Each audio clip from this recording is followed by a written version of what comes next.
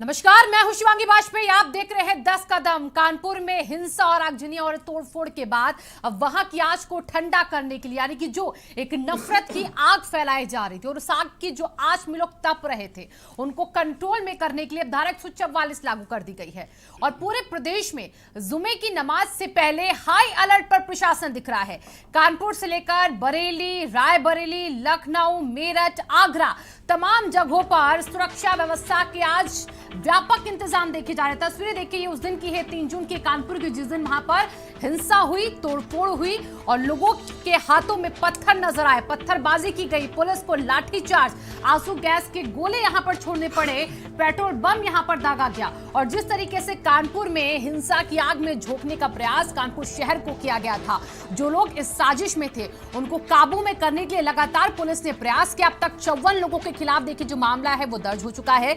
इसी के साथ अब इसके बाद जिन लोगों ने भड़काऊ बयान दिए हैं उनके खिलाफ भी एफआईआर दर्ज हो चुकी। तो 32 लोग ऐसे भी हैं जो भड़काऊ बयान देकर लोगों के बीच में गलत भावना पैदा करना चाहते हैं, उनके खिलाफ भी एफआईआर दर्ज हो चुकी है। पोस्टर जो है वो जारी कर दिए गए हैं। अब तक 100 लोगों को पहचाना जा चुका है। 500 से ज्यादा लोग ऐसे हैं जिनके खिलाफ, अज्ञातों के खिलाफ एफआईआर जो है वो दर्ज की जा चुकी है। और शहर पुलिस आज जो है वो अलर्ट पर है, क्योंकि जुम्मे की नमाज और उससे पहले 144 की धारा कानपुर में लागू हुई और जगह जगह पूरे प्रदेश में, हर जिले में, हर शहर में इसको लेकर खासा इंतजाम किए गए। प्रशासन ड्रोन कैमरे के जरिए नजर रख रहा है। जो भी अराजक तत्व हैं उनको चिन्हित किया जा रहा है। सोशल मीडिया पर पैनी नजर है और लगातार गश्त और मौलानाओं के साथ, धर्मगुरुओं के साथ संवाद स्थापित किया जा रहा है। आज इसी पर चर्चा करेंगे, किस तरीके से माहौल को अब ना बिगड़ने दिया जाए, किस तरीके से लोगों का इसमें सहयोग मिल रहा है, प्रशासन कैसे इसमें मुस्तैदी बरत रहा है और कैसे और आगे हालात सुधरने चाहिए, इस पर चर्चा करेंगे हमारे खास मेहमानों के साथ। एक एक करके सभी से मैं आपका तारुफ करवा देती हूँ। सबसे पहले शमशी आजाद जी, बीजेपी के नेता हमारे बीच में जुड़ चुके हैं। शमशी आजाद जी, आपका बहुत बहुत स्वागत है चर्चा में। मीसम जैदी जी, सपा नेता के तौर पर हमारे बीच में जुड़ चुके हैं। मीसम जी, आपका भी बहुत बहुत स्वागत है आज की चर्चा में। सैयद मोहम्मद तकी, प्रवक्ता आम आदमी पार्टी से हमारे बीच में जुड़ चुके हैं, आपका भी बहुत बहुत स्वागत है तकी जी। गजेंद्र त्रिपाठी, संस्थापक स्वर्ण महासंघ के हैं, गजेंद्र जी आपका भी बहुत बहुत स्वागत है चर्चा में।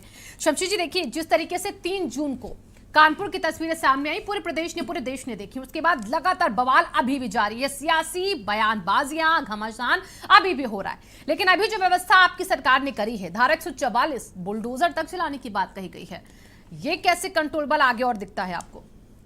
देखिए, जब से योगी 2.0 की सरकार इस बार आई है तो बहुत ही मुस्तैदी से और बहुत चुस्ती फुर्ती के साथ उत्तर प्रदेश में कानून व्यवस्था को एक बार सुचारू रूप से यहाँ पर फिर से लागू किया गया है। जिस तरीके का हमने भय मुक्त समाज 5 साल तक लगातार दिया था, हम उसी पर फिर एक बार काम कर रहे हैं। और आपने भी देखा होगा पिछले कुछ दिनों में 62 नए अपराधियों की सूची जारी की गई, जिन पर बुलडोजर चलाने की तैयारी की जा रही है। प्रशासन, शासन को ये कहा गया कि उनकी भी लिस्ट बनाएं जो पीछे से इस तरीके का काम करते हैं, कि गुंडागर्दी बढ़ाने का काम करते हैं, अपराध को बढ़ावा देने का काम करते हैं, फंडिंग करते हैं या पीछे से पुशअप करते हैं वकीलों के भेष में या किसी भी तरीके से, तो उनकी भी एक लिस्ट बनाई जाए। और आपने देखा कि उसमें 50 अगर पुलिस की तरफ से आए तो 12 और पुलिस हेडक्वार्टर ने अलग से जो है उनके नाम भेजे जो अंदर छिपे हुए थे। तो इस तरीके के अपराधियों पर नकेल कसने का काम यहाँ पर यूपी गवर्नमेंट कर रही है। और आपने कानपुर का दंगा आपने देखा कि किस तरीके से वहाँ पर एक सुनियोजित तरीके से कहा यह जाता था कि प्रदर्शन होगा, शांतिपूर्वक होगा, और यहीं पर थोड़ा सा हमारे जो है तो LIU विभाग से या पुलिस प्रशासन से कहा जाए कि थोड़ी सी चूक हुई। लेकिन चूक इस वजह से हो गई कि यहाँ पर कहा गया था कि शांतिपूर्वक प्रदर्शन किया जाएगा, जो उनके मोहम्मद साहब, प्रॉफिट मोहम्मद साहब के खिलाफ बयानबाजी नुपुर शर्मा ने की थी। भारतीय जनता पार्टी ने उस पर भी त्वरित कार्रवाई करते हुए 2 लोगों को किस तरीके से निष्कासित किया और उन पर किस तरीके से बैन लगाया, ये भी देख रहा है समाज कि भारतीय जनता पार्टी जरा सा भी कहीं से चूक जो है शासन प्रशासन के तौर पर या प्रदेश में किसी भी तरीके की अराजकता या माहौल खराब करने वाला कोई भी नेता हो, 30 अलग से लिस्ट बनाई गई भारतीय जनता पार्टी नेताओं की जो भड़काऊ भाषण दे सकते हैं, तो उनको भी जो है तो ये साफ चेतावनी दी गई कि आप किसी भी तरीके का भाषण नहीं देंगे। और यहाँ पर आप देखें कि एक बार आज जुमे का दिन है, कुछ लोगों ने वायरल किया था पोस्टर कि आज जो है भारत बंद का ऐलान किया जाएगा। हालांकि बाद में वो उस चीज़ का खंडन किया गया कि ये जो है तो किसी ने शरारत की है। लेकिन उसके बाद भी यहाँ पर प्रशासन किसी भी तरीके से थोड़ी सी भी ढिलाई बरतने के मूड में नहीं है। पूरा प्रदेश का अमला, जो संवेदनशील ज़िले हैं वहाँ पर कम से कम 15-16 ऐसे ज़िले चिन्हित किए गए जहाँ पर माहौल ख़राब होने की आशंका है, तो वहाँ पर पुलिस बल पूरी तरीके से तैनात है। और अकेले कानपुर में 3 किलोमीटर के अंदर में सिर्फ 5000 से 6000 पुलिस बल की तैनाती की गई, ताकि वहाँ पर किसी भी तरीके की गड़बड़ी न हो, क्योंकि आज जुम्मे का दिन है और जुम्मे के दिन कुछ भी हो सकता है। ठीक है, कुल मिलाकर शमशी जी, जुम्मे के दिन को चुन लेते हैं लोग, आगे भड़काने के लिए हिंसा, ये बल्कि आप- पाक दिन है जिस दिन आप कह सकते हैं, क्योंकि उस दिन जो मुसलमानों का नमाज का दिन है, तो उसमें कुछ लोग उपद्रवी टाइप के लोग जो होते हैं वो नमाजी के भेष में पहुंच जाते हैं और वहां पर माहौल खराब करने की कोशिश करते हैं, इसको आप कह सकती हैं। इसलिए जुमे के दिन खास सतर्कता का आदेश दिया। बिल्कुल। अब आप देखिए ना, जिस देश में हम रह रहे हैं, जहां पर हमें स्वतंत्रता है हर चीज की, वहां पर जुमे की नमाज के दिन लोग उस दिन को चिन्हित करके खास तौर पर पूरा प्री प्लान मुसलमान समाज को बदनाम करने की कोशिश की जा रही है। ये मुसलमान समाज को बदनाम करने की कोशिश की जा रही है कि जब भी कुछ होता है वो जुमे का ही दिन होता है, तो इस पे मुसलमान समाज को और उनके उलमाओं को चाहिए कि ऐसे लोगों को चिन्हित करें जो भीड़ में घुसकर माहौल को खराब करते हैं। ठीक है, मिशन जैदी जी के पास में चलती हूँ। मिशन जी देखिए, फिलहाल अभी जैसे शमशी जी कह रहे हैं कि धारा 144 हमने कानपुर में तो लागू कर दी, बल्कि पूरे प्रदेश में भी अलर्ट है। कई लोगों को चिन्हित किया जा रहा है, जो लोग भड़काऊ बयान, भड़काऊ भाषण देते हैं, सोशल मीडिया पर पोस्ट शेयर करते हैं। आज के लिए भी कहा गया था कि आंदोलन होगा, हालांकि वो खबर खंडित हो गई, हमने चैनल पर चलाई भी। उसके बाद भी 3 जून के बाद भी लोग अभी भी ऐसी साजिश रच रहे हैं, और ऐसे में ऐसे लोगों का साथ देना क्या सही होगा या गलत होगा? देखिए शिवानी जी, ये सरकार का पूरी तरह से फेलियर है, ये इसको मानने को तैयार नहीं है। ये हमेशा घटना हो जाने के बाद लॉ एंड ऑर्डर की बात करते हैं और लॉ एंड ऑर्डर के नाम पर सिर्फ बुलडोजर चला के जनता को डराने की बात करते हैं। ऐसा तो है नहीं कि ये पहली बार जुमे की नमाज हो रही है उसके लिए भीड़ इकट्ठा हो रही है। ये सदियों से होता चला आया है, और आज से नहीं, कम से कम ये हजारों सालों पहले से ये परंपरा जुमे की नमाज की चलती चली आ रही है। जिस तरह से भारतीय जनता पार्टी ने डरा करके और जिस तरह से एक सवालिया निशान खड़ा कर दिया एक पक्ष के लिए, वो जरूर गौर करने वाली बात है। अब आप यहाँ पर जब आपकी एलआईयू और आपकी प्रशासन फेल हो जाता है, उसके बाद आप लॉ एंड ऑर्डर संभालने की बात करते हैं, ये आपको देखने की बहुत ज़रूरत है कि ये लड़ाई और ये इस तरह की बात जो अराजकता लोग फैलाते हैं, ये स्टार्टिंग कहाँ से होती है।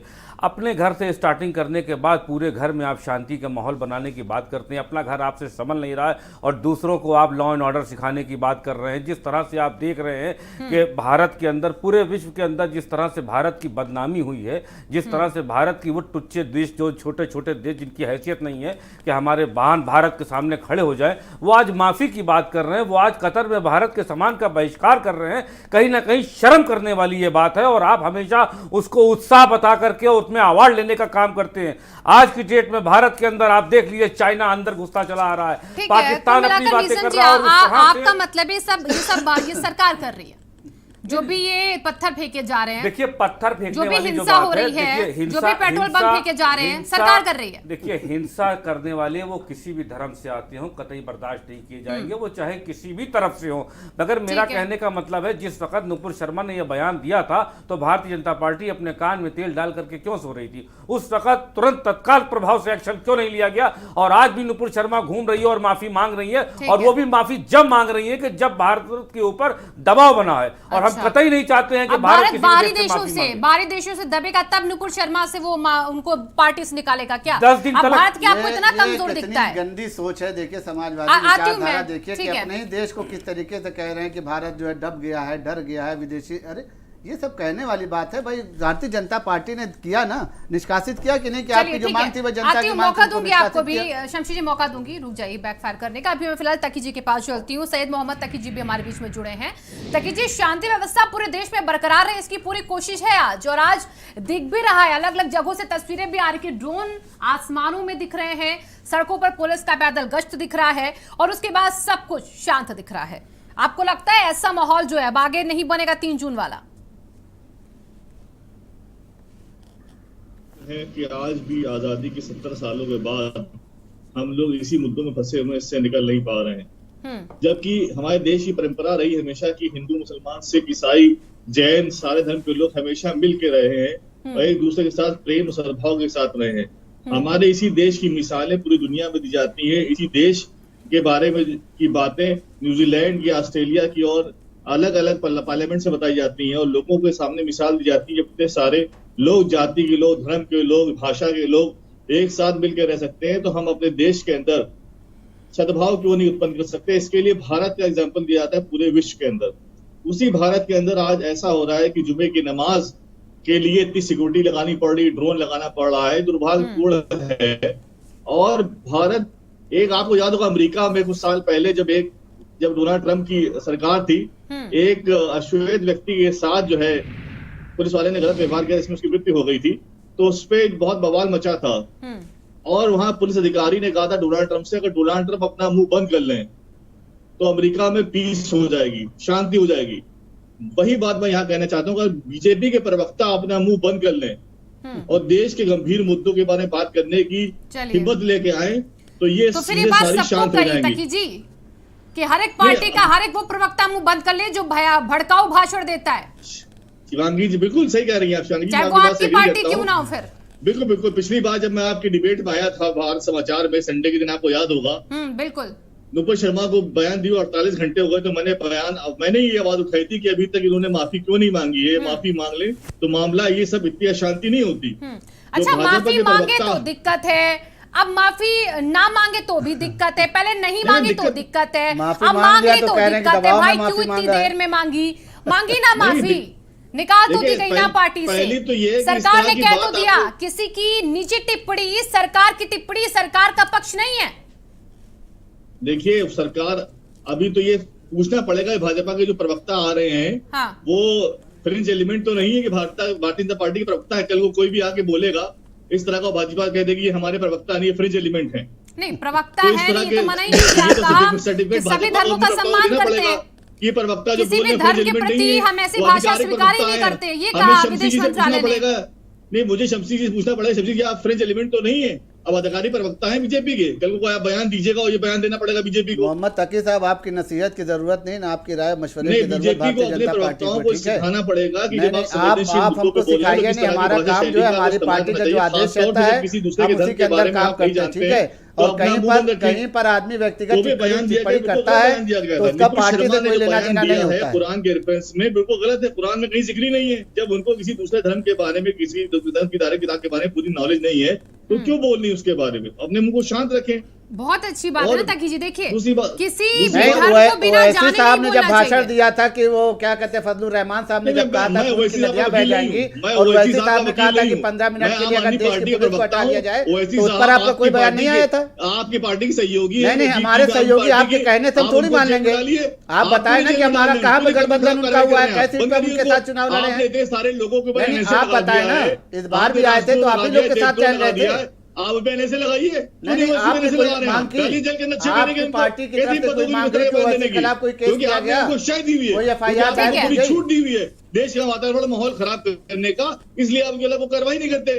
अच्छा लो, अब तो वैसी के खिलाफ एफआईआर दर्ज होगी तक कीजिए, अभी तक सब चिल्लाती थी कि वैसी के ऊपर एफआईआर नहीं, अब तो वैसी तो तिलमिला गए भाई, उनके पार्टी के लोग अब पुलिस स्टेशन के सामने जाकर अब प्रदर्शन कर रहे हैं, अब तो वैसी तिलमिला गए। आप ओवैसी को ले आएंगे, आप पाकिस्तान को ले आएंगे। चलिए ठीक है, रुकिए ताकि जी फिलहाल रुकिए, अभी मैं गजेंद्र जी के पास उन्हें मौका दूंगी आपको। आपके अंदर हिम्मत ठीक नहीं है है, ताकि जी रुक जाइए, बारे में बात करने की। ताकि जी रुक जाइए, ताकि जी रुक जाइए। वाजपेयी जी में आया था, इस संडे को विश्व पर्यावरण दिवस था, मैंने आपसे कहा था अरे ताकि जी रुक जाइए, मैं आ रही हूँ। विश्व पर्यावरण दिवस जितना जरूरी उतना जरूरी ये भी है, क्योंकि देश का माहौल खराब हो रहा है, पूरे देश का माहौल विदेशों में कैसा धूमिल हो रहा है वो देख रहे हैं आप, तो ये आपके लिए जरूरी नहीं है क्या?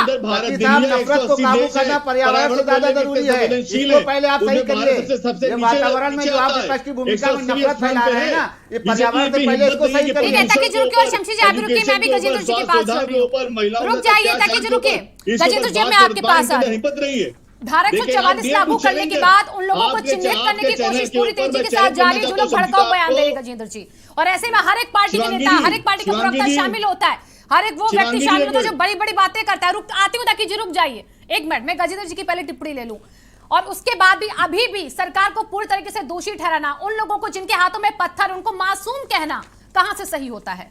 देखिए, सबसे महत्वपूर्ण ये है कि हम जिस देश में रहते हैं, जिस राज्य में रहते हैं, उसमें शांति कैसे स्थापित हो, और जितने भी इस तरह के तत्व हैं जो देश में अशांति फैलाना चाहते हैं, उनके ऊपर तो तत्काल कार्रवाई होनी चाहिए, और जब तक उनके ऊपर कार्रवाई नहीं होगी इस देश में शांति नहीं होगी। अभी तो जुम्मे का नमाज है तो आपने कहा कि 144 हमने लगा दिया। भाई विद्यालय खुलेंगे, बच्चों को स्कूल जाना है, लोगों को अपने रोजगार पे जाना है। कल ये दंगे ऐसे ही भड़कते रहे, इस राष्ट्र का होगा क्या?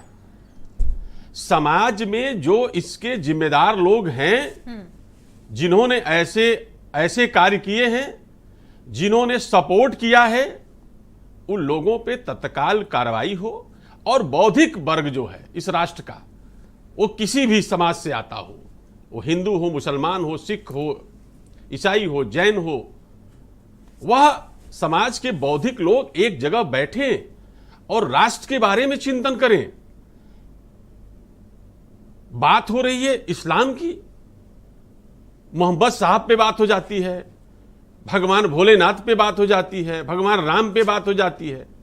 अरे भाई, अगर आप निश्चित तौर से जिन लोगों ने कुरान को पढ़ा है वो ऐसा कार्य कर ही नहीं सकते। अगर कोई कुरान को पढ़ लिया तो मुसलमान होना इतना आसान है, मुसल्लम ईमान की बात होती है। आपने झूठ बोल दिया, मुसलमान नहीं है आप। किसी को आहत आपने कर दिया, मुसलमान नहीं है आप। इतना आसान नहीं है मुसलमान होना। मुसलमान बन जाइए आप तो राष्ट्र में तो कहीं कोई दंगा होगा ही नहीं, इतनी शांति होगी, इतना अमन चैन होगा कि यह राष्ट्र मजबूत होगा, सशक्त होगा। तो सरकार से निवेदन है कि जो भी अराजक तत्व हैं उनके खिलाफ कड़ाई से उनके ऊपर कानून का डंडा जो है वो बहुत मजबूती के साथ वहां पर रखा जाए, ताकि वो तिलमिलाए जरूर, लेकिन वो समझें कि कानून होता क्या है, शिकंजा क्या होता है कानून का। कुछ बोल करके कोई भी आदमी कहीं भी चला जाता है। ठीक है। इस पर एक बहुत डिजाइन करके देखा जाए, एक डिजाइन हो राष्ट्र में कि ऐसे लोगों को किस तरीके से कानून के शिकंजे में रखा जाए ताकि ये वहां से निकल भी ना पाए। दूसरा, बौद्धिक समाज चिंतन करे, आपस में वार्ता करे और समाज को सशक्त बनाए। देखिए, वार्ता होती कहाँ है? कफन बांध कर चलेंगे? नहीं, देखिए, कफन मैं क्या कह रहा हूं, कफन बांधने वाले भी उसी में आते हैं ना जिनके ऊपर कानून का शिकंजा चला है। ठीक है, ठीक है गजेंद्र जी, मैं आती हूँ। मैं शमशेर जी आपके पास आ रही हूँ। जिस तरीके से देखिए अभी डिबेट पे हमने चर्चा को शुरू किया और ये कहा जाता रहा कि आपका इंटेलिजेंस फेल हुआ, वो आपने स्वीकारा भी, अच्छी बात है, वो फेल हुआ है, यकीनन वो फेल हुआ है। लेकिन उसके बाद ये भी कहा जा रहा है कि आप जो धारा 144 लागू कर रहे हैं, जो आप जगह जगह अलर्ट कर रहे हैं, प्रशासन जो अलर्ट कर रहा है, ये सिर्फ आप अपनी पीठ थपथपा रहे हैं, बल्कि होगा कुछ नहीं आपसे। पीठ थपथपाने के बाद में जिस तरीके से पोस्टर वायरल किया गया था, हाँ। और जिस तरीके से काजी का बयान कानपुर में आया था कि अगर ऐसा हुआ तो हम ये कर देंगे, अगर वैसा हुआ, वो सबको पता है। तो उन्हीं सब चीज़ों को कंट्रोल करने के लिए, काबू में करने के लिए पुलिस को जो है दबाव बनाना पड़ता है और जनता में एक विश्वास पैदा करना होता है कि जनता के साथ पुलिस है, प्रशासन है, किसी भी तरीके के डरने की ज़रूरत नहीं है। जो लोगों ने कहा था कि आज बाजार बंद रहेगा, आज भारत बंद रहेगा, उन लोगों ने भले ही जो है नाम वापसी कर ली हो, वापस कर लिया हो, खंडन कर लिया हो, लेकिन कहीं ना कहीं सुगबुगाहट जरूर है। आज मैं आ रहा था तो हमको भी ऐसा लगा, जिसमें मुस्लिम एरिया से गुजरता हुआ निकला तो ऐसा लगा कि वहाँ पर कुछ ना कुछ अभी दुकानदार बाहर खड़े थे, कोई कह रहा था खोलो, कोई कह रहा था अभी नहीं खोलो। तो इस तरीके की अफवाहें जो है फैलने से रोकने के लिए और माहौल को कंट्रोल करने के लिए पुलिस बल अगर तैनात किया गया तो ये कहीं से भी गलत नहीं। धारा 144 इसीलिए लगाई जाती है कि कोई अप्रिय घटना न हो, शांति बनी रहे, और उसी शांति को बनाए रखने के लिए 144 लगाई गई है। और 144 के अंतर्गत ऐसा नहीं होता, नागेंद्र जी ने भी कहा कि स्कूल खुलेगा, पेपर होगा, तो कर्फ्यू भी जब लगता है तो भी ऐसे लोगों को छूट रहती है। और वहां पर किसी भी तरीके का ये नहीं कहा गया कि कोई निकलेगा नहीं, कोई बात इकट्ठा ना हो, एक जगह पर भीड़ इकट्ठा ना हो, इसलिए 144 लगाई गई है। बिल्कुल। और देखिए, मैं मीसम जाजी जी आपके पास आ रही, जब पूरे प्रदेश में जगह जगह अलर्ट है तो ऐसे में हर एक की जिम्मेदारी है ना कि वो भी लोगों से अपील करे कि शांति व्यवस्था बरकरार रखे। आप किस तरीके से अपील कर रहे हैं? आपकी पार्टी किस तरीके से अपील कर रही है? देखिए, जाहिर सी बात है, हम और हमारी पार्टी सभी मिल करके चाहते हैं देश और प्रदेश में अमन चैन बना रहे। और गजेंद्र जी जैसे लोग जब तक भारत में और प्रदेश में हैं दोनों तरफ से, तो मुझे लगता है कि इस भारत देश में हमेशा से सौहार्द बना रहेगा। बिगाड़ने वाले भले ही अपनी कोशिश करते रहे, मगर वो हमेशा नाकाम रहेंगे और लगातार कोशिश की जाती रही। आप देखिए, अंग्रेज़ों के टाइम से भी फूट डालो राज करो वाली राजनीति जो है वो आज भी कहीं ना कहीं हमारे अपनों में देखने को मिल रही है।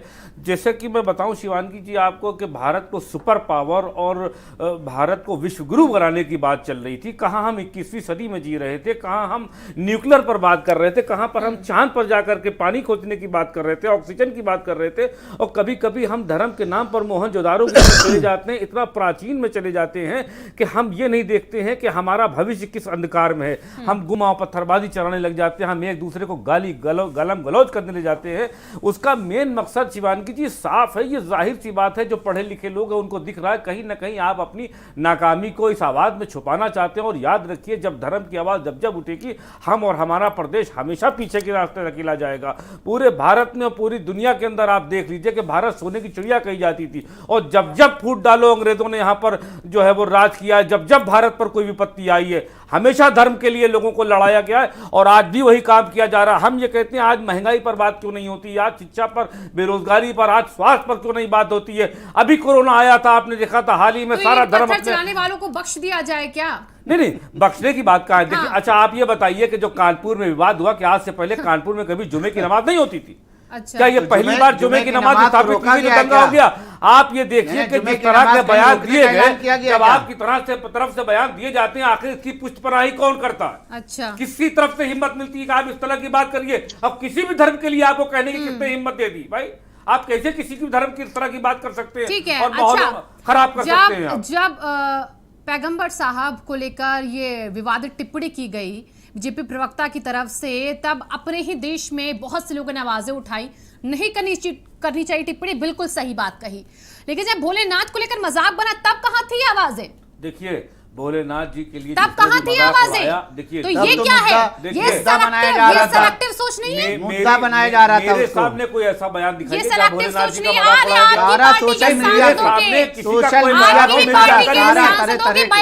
आपकी जानकारी में कोई इस तरह का बयान है जो भोलेनाथ जी आपकी ही पार्टी के सांसदों के बयान सुन लीजिए, उनका इस्तीफा भी क्यों नहीं हो रहा है? कतई नहीं है। देखिए, इस तरह से बढ़ावा देने से कोई मतलब नहीं है, आग से आग नहीं बुझाई जाएगी। सबसे पहले ठेस तो अखिलेश यादव ने पहुंचा दी। उन्होंने कहा कहीं भी पत्थर रख दो, कहीं भी झंडा लगा दो, शिवलिंग तो कहीं भी हो जाता है। बड़ोड़ करके बात की गई, अगर ऐसी बात की गई तो अभी देखिए हाल ही में एक और वीडियो जारी हुआ है। आपके पार्टी के सांसद शफीकुर रहमान बर्क, उनका तो बयान बड़ा चर्चा में ज्ञानवापी मामले में रहा। रहमान बर्क हुए, उनको क्यों नहीं निकाल दिया पार्टी से?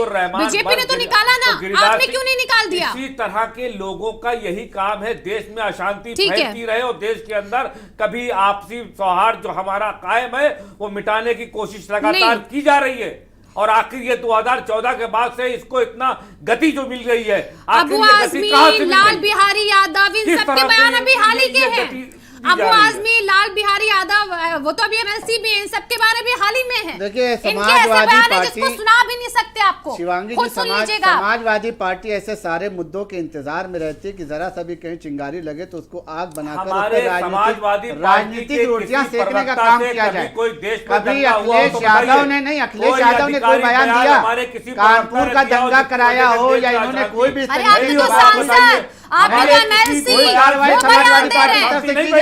आपके बयान से अशांति फैली है, आपके बयान से देश के अंदर दंगा हुआ है। नहीं, समाजवादी पार्टी ने कहीं बढ़कर कोई जवाब दिया, आपके बयान से जिम्मेदारी आज दिया। की डेट में भारत के महान देश को कभी अखिलेश यादव वही नेता है जो आजम खान जिसके लिए पूरी जिंदगी उन्होंने खत्म कर दी, 27 महीने तक उनसे मिलने नहीं गए, और जब लोकसभा का चुनाव आता है तो दौड़ के रामपुर पहुंच जाते हैं।